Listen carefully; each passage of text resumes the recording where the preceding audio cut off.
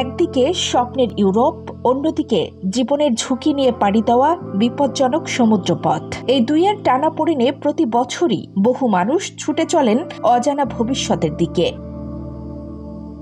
চলতি বছরের প্রথম 6 মাসেও সেই চিত্র বদলায়নি, বরং বিস্ময়করভাবে শীর্ষে উঠে এসেছে একটি নাম, বাংলাদেশ। ইউরোপীয় ইউনিয়নের সীমান্ত পেরিয়ে প্রবেশ করা অভিবাসন প্রত্যাশীদের মধ্যে সংখ্যায় সবার উপরে এখন বাংলাদেশিরা। ইইউর সীমান্ত নিরাপত্তা সংস্থা ফ্রন্টেক্স জানিয়েছে, মধ্য ভূমধ্যসাগরীয় রুট এখনও সবচেয়ে সক্রিয় অভিবাসন পথ হিসেবে ব্যবহৃত হচ্ছে। অভিবাসনের হার সামগ্রিকভাবে কমলেও লিবিয়া থেকে ইতালির দিকে যাত্রা করা পথটি ব্যস্তই রয়েছে। 2024 সালের প্রথমার্ধে এই রুটে 29,300 অভিবাসী এসেছেন, যা গত বছরের তুলনায় 12% বেশি। শুধু লিবিয়ার উপকূল থেকেই এ সময় 20,800 জন ইতালিতে পৌঁছেছেন, যা গত বছরের তুলনায় 80% বৃদ্ধি।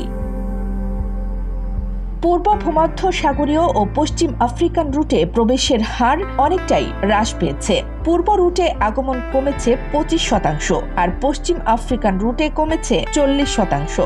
জুন মাসে পশ্চিম আফ্রিকান পথে শনাক্ত অভিবাসীর সংখ্যা ছিল মাত্র 300 জন। ফ্রন্টেক্স মনে করছে, ইইউ সদস্য দেশগুলোর সঙ্গে ট্রানজিট দেশগুলোর ঘনিষ্ঠ সহযোগিতার কারণে অনেক রুটেই অভিবাসন প্রবণতা কমছে। তবে নতুনভাবে লিবিয়া থেকে গ্রিসের ক্রিট দ্বীপ পর্যন্ত একটি বিকল্প রুট তৈরি হওয়ায় পূর্ব রুটে সাম্প্রতিক মাসগুলোতে কিছুটা ভিড় বেড়েছে। ইতালির স্বরাষ্ট্র মন্ত্রণালয়ের তথ্যে দেখা গেছে, 1 জানুয়ারি থেকে 10 জুলাই পর্যন্ত দেশটিতে 31,948 অনিয়মিত অভিবাসী প্রবেশ করেছেন। তাদের মধ্যে বাংলাদেশিদের সংখ্যা সবচেয়ে বেশি, 10,311 জন, যা মোট আগমনের প্রায় 32%।